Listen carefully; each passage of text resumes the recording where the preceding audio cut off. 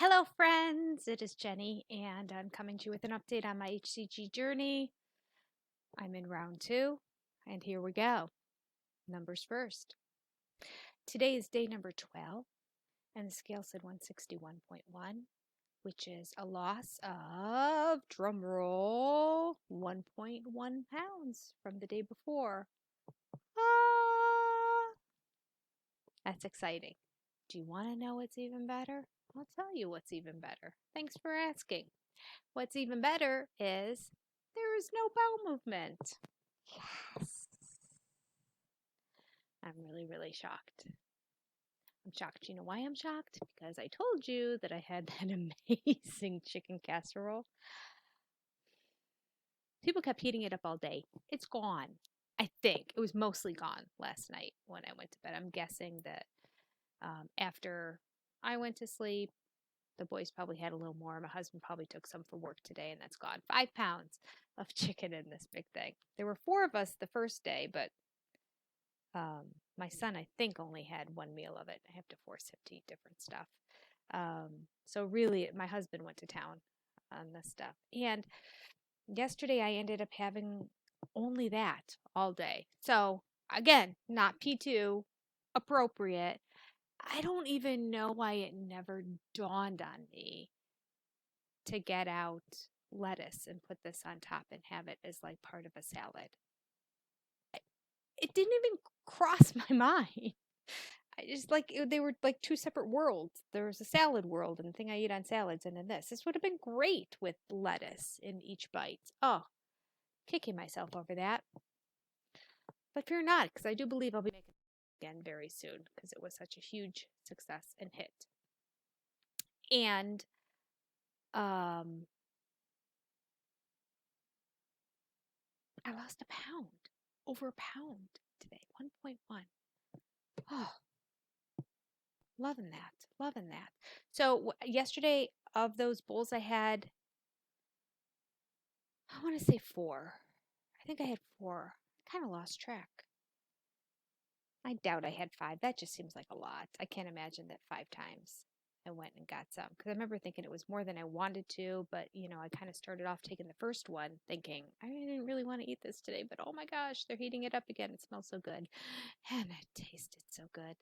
So, and I'm looking at it in the bowl, and it's just like really kind of shredded chicken with random little tiny pieces of corn and beans sporadically in there. It was really almost all chicken.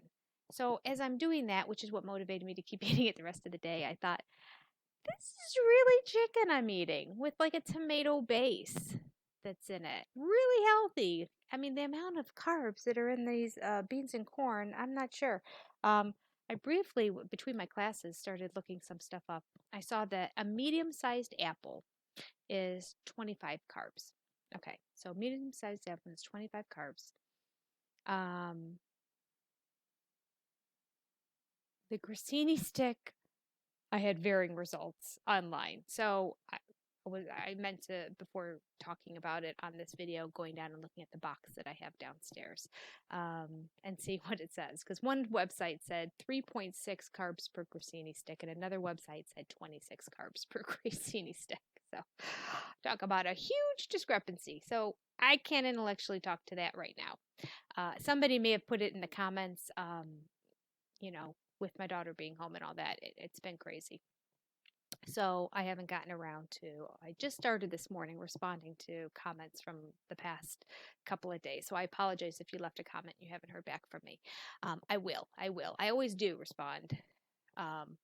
Almost always. Sometimes I'm a dingbat and miss it.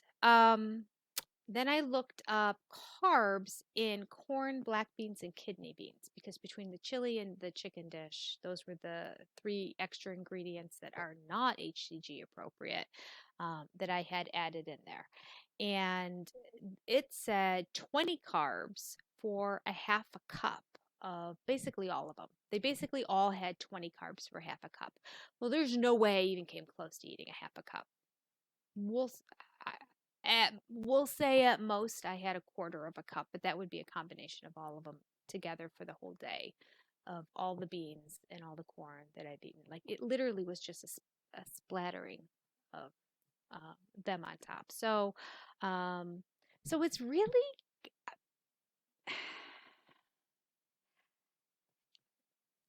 you know, I don't want to just justify what I'm doing because it's what I like, but at the same regard, all right, let's backtrack. I have read through the protocol to you in the past and explained how Dr. Simeon specifically said it's important to eat this grissini stick, this apple, this protein, this vegetable. Do not mix your vegetables. Don't eat vegetables. Don't eat any different fruits. There may be other fruits that have less sugar. Don't eat them because we found that people who had the apples did better on the weight loss and even other fruits that had less sugar in them. So he is a strong supporter. So if you're going to do this to the letter of the law, you're going to follow the original protocol and what I have listed on previous videos on exactly what you're supposed to be eating if you're strict to Dr. Simeon's protocol. Many people are doing 2.0 now, which means the variety of vegetables has increased. And the current doctors are saying, we're not seeing any difference if you expand and use these. So do it, because it also encourages you to stay on the diet because you have more variety and also more choices in terms of what your palate likes. And he did the same thing with the fruits. And as well, we do know that the protocol says if you're not up to eating everything that's on there every day, that's okay. So that's where I take the liberty to say, well, if you can leave things out, then obviously it's not a true chemical reaction. Like there's not a necessity to have that apple or that grissini stick to make everything work, because he said you can leave things out, but always have your protein. As long as you have your protein, that's the most important. The vegetables are the second most important. So protein and then vegetables, he said, are required because of the vast limited number of stuff that you can have. And then after that, you could have the grissini stick or the apple as needed. So because it's not required for everything, I'm also thinking it's just not required to eat it all, and maybe I can play and tweak some of the other stuff that I'm eating. I will eventually not have a runny nose someday in my life. Okay. So there's my justification right there. Let's say I had a half a cup of these. Well, if I would have had the apple, I would have had 20, what did I say? 25 carbs. And I'm having 20 carbs of the bean, which has a lot of protein in it too, and it's good for you. And the corn, which I don't know how much nutrients really come out of corn. I mean, let's face it. I mean, corn pretty much just goes straight through you. If you've ever turned around and taken a look after eating a whole bunch of corn one day, you'll see full corn kernels of corn just coming right out. Like, I don't think there's a whole lot of benefit to the corn other than the carbs that are in there. But it has an amazing flavor, and we call it a vegetable, so we justify it, right? I justify it. It's one of my favorite vegetables. It's really a starch. My actual favorite vegetable is a potato. Again, really a starch. And then my third favorite would be a combination, a toss between peas and corn, both high sugar content. And in fact, I think on some protocols you would actually see that peas fall under starch as well. So there you go. This is why I have issues. But it is what it is. Okay, so I had 4 bowls of that yesterday and felt satisfied. Really did. In fact, now that I think about it, I think I forgot to take my drops yesterday evening. I don't think I took my drops. Who knows what I'm doing on this protocol. Nevertheless, I lost 1.1 pounds. And if there's any of that chicken stuff left today, you can bet your bottom dollar that is going to be my meal. But I will add it. I'll add some romaine lettuce with it, and I will have it as like part of a salad. It's so good. I can't wait to buy more chicken and just do it again. Especially since it's not really affecting me too much on the diet. I think that the chili didn't do as well for me but this did. And then again, who knows? Because I only had it for like a day, and weight fluctuates a little bit up and down. Here you go. All right. So, what we're going to talk about today is something that I experienced maybe every round. I don't know, but definitely my first round on HCG. My first round on HCG, I was very strict to the protocol. I lost the most amount of weight the fastest. I also lost the most amount of hair at the end, which is, I don't know if I've mentioned this before. You can go back and look at my hair videos, but this is another reason why I personally do HCG 2.0, and play with some things and do more varieties and combinations and add different vegetables and try different things. And it's because I lost too much weight too fast. And about 2 months post diet is when I really noticed how thin my hair was. And that's because I started losing it shortly afterwards, but it just kind of coming out, and it didn't look like I had almost no hair left until about 2 months later, because it takes so long for it to grow back in and come back again.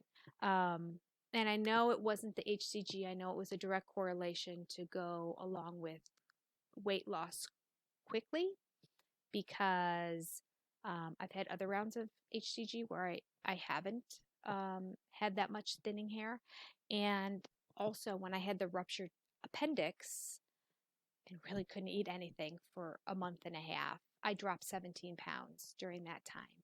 And about 2 months later, noticed I had almost no hair. And I could see it coming out in the shower. When I take the shower, I'd have to like clean out the drain twice. And I'm like, oh no, here we go.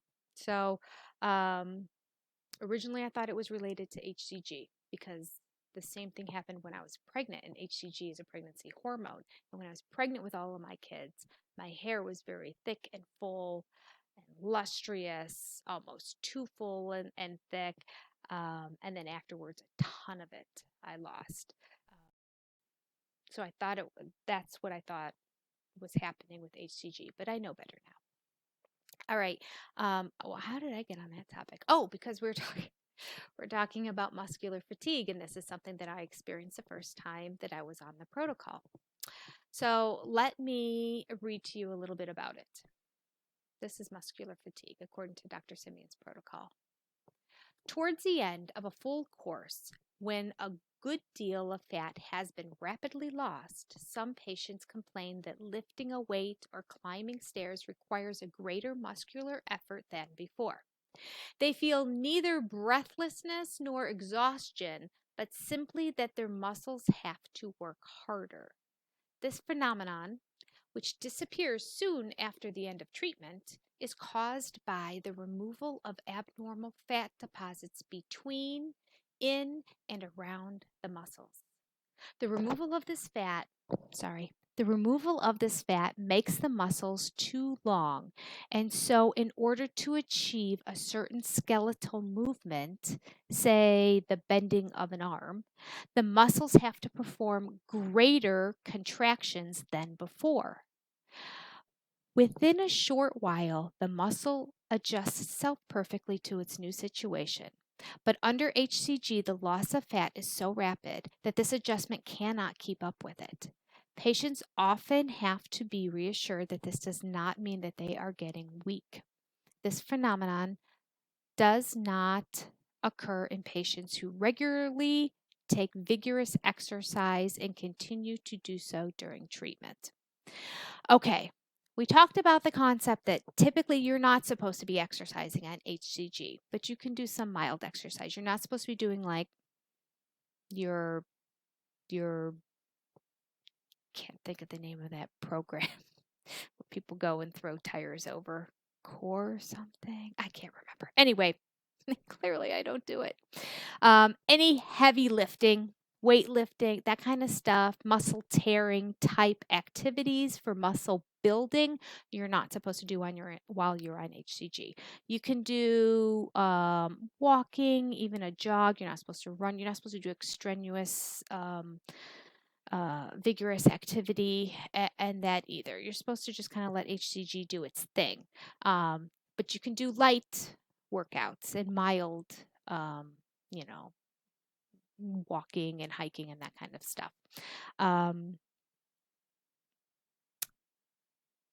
I've lost my train of thought. I'm so sorry. Think back. Can I just tell you that I screwed up last night? And with the daylight savings time, I did not know the clock in my bedroom had not changed.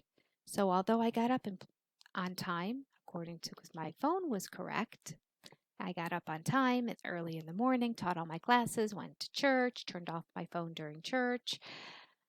Forgot I had turned off my phone during church. Later on in the day, after my daughter left, I took a nap. And it was before my evening classes. So I set the alarm for like 6, something like that, just to get in. And then I got up because that was about an hour and I was exhausted in that. So I looked at the clock and I thought, oh, I have about an hour. I'm going to remind myself I'm going to set another alarm. That's what I'm going to do. So I said to the thing, turn on or set alarm for 8:20 p.m. because my class was at 8:30. Okay. I get up at 8:20. I come over to the computer. As I'm getting up and walking, I'm passing my clock and I see that it says 9:20 and I'm like, 9:20. Actually, I take that back. My alarm didn't go off. I woke up at some point and I looked at the clock and it said 9:20. Exactly. No alarm went off or anything and I was like, "What?" Run over to my class. I was a teacher no-show for both programs. Luckily, I only had 2 classes that evening. One at each different program, teacher no-show for both of them. Better than 2 no-shows in the same program, I suppose. But I'm so mad at myself. Well, what happened? It was after 8:20 when I said turn on alarm for 8:20. So it's set for 8:20 the next day. So the phone was proper. It was just that I kept looking at that clock in my room. All right. Why do I say this? Because then I was up till 2:30 in the morning. I couldn't go back to sleep at that point. Clearly, I thought I was going to go to sleep for the night, I guess, because I slept so late. I mean, that's a long time that I slept. I guess I didn't get a nap the day before, and I usually nap every day because of the lack of sleep I get during the night, kind of working the split shift. But I really caught up last night. Later in the day, I FaceTimed my daughter, and then after I got off with her, I'm like, okay, I'm taking my nap now, and boom, out cold. Oh, so mad at myself. There was a reason why I was telling this story. What was the reason? There was a purpose behind this. Oh, so I stayed up till 2:30 in the morning. And I just started doing things. I was on the computer and then I started watching other programs and other things to help increase my overall kind of like credit score and overall points and all that at both of the programs. A raise comes into play this year. I'm teetering on one more teacher no show. You can only have 2 in a whole year. And I had 2 in the past. I had 1 last month, 1 this month. And I still have to get myself all the way through July. So that's not good.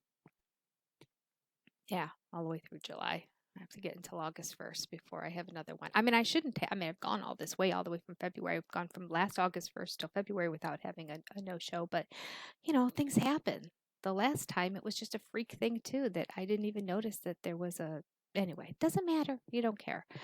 I got almost no sleep last night. I feel wide awake. I guess I got plenty of sleep leading up till 9 something at night. Because I kept thinking, oh, I have class now in 4 hours. So, and then I kept dozing in and out of sleep. I had something on TV and I felt like I watched the whole thing basically. And then I would just doze in and out of it being on until my alarm went off in the morning. There's a reason. There's a reason I started telling you why I've gotten no sleep. But I don't even know what that is. Sometimes I digress so much, I apologize. All right. Luckily, the content of this was already covered at the beginning. But let's review. What feels like muscle fatigue is an actual physiological issue that's happening inside of our bodies, which I find interesting because, again, round 1, I experienced this where I was walking in an amusement park with my kids and I literally had to just sit down. And normally I'm the one like, let's go, let's go. I'm a power walker. I'm walking fast. I'm like, let's go from ride to ride. I'm like, we're going to be standing in line for that roller coaster a long time. We could rest there. Let's move quick between rides.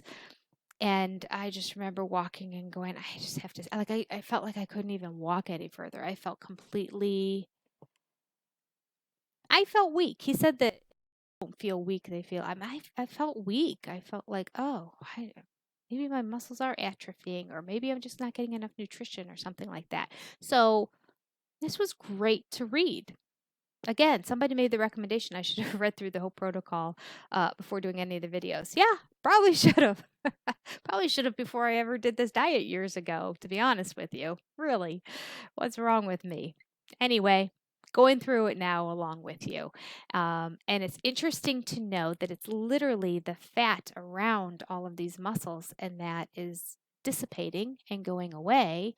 And it's resulting in the muscle was like stretched out at that point. And so it's not as effective when it's stretched out like that. It doesn't have as much strength and power, but it will eventually shorten and be appropriate again shortly after the treatment is over. It's simply from quick weight loss that happens too fast. And he said that if you are somebody who is doing some exercise throughout the diet as you're going, you might not experience this at all. And maybe that's why, because it really my whole legs and fatigue, but my legs I think are staying in shape because I am getting on the treadmill on an incline for an hour every day. Although I didn't yesterday. I do mark that down on my thing when I do and when I don't. And yesterday I didn't, just too busy with getting up, teaching classes, going to church, visiting with my daughter before she left, and then getting on the phone and FaceTiming my other daughter, and then napping. Not to mention I had 4 bowls of that stuff. So I just didn't feel up to exercising yesterday, so I didn't. I thought, I do this basically every day. It's okay to take a day off. You deserve it, Jenny. And just pray that with 4 bowls of that stuff and no exercise that the scale wouldn't be mean to me. But it was really nice to me today. It loves me. It really loves me. All right. So tomorrow will be interesting to give you another update because the laxatives are going to go into effect today. There's no doubt. I know it. I feel it. It's happening probably shortly after this class. And I did end up taking 3 of them because I felt nothing happening after the second one later in the day yesterday. So before bed, I took the 3rd one. So sometime in the first half of today, that'll happen. And I just pray that I don't justify the fact that I have that extracted weight loss and then justify myself to eat additional food. I'm going to try to still be good. I mean, because, when you have a good poop day, don't you just feel like lighter and like you want to eat more food? It's not good. All right, that's it. I got a text from a friend who wants to have lunch. Of course. Of course. Every friend I've ever had in my life. From before my kids were born all the way till now, every single one of them has been contacting me during this round and wants to have lunch. I don't know why. Isn't that crazy? A whole nother friend now. Want to have lunch next week? Yes, I do, but I want to see you. I'll see if I can push it off till after my trips. All right, you take care. I'll see you tomorrow. Goodbye.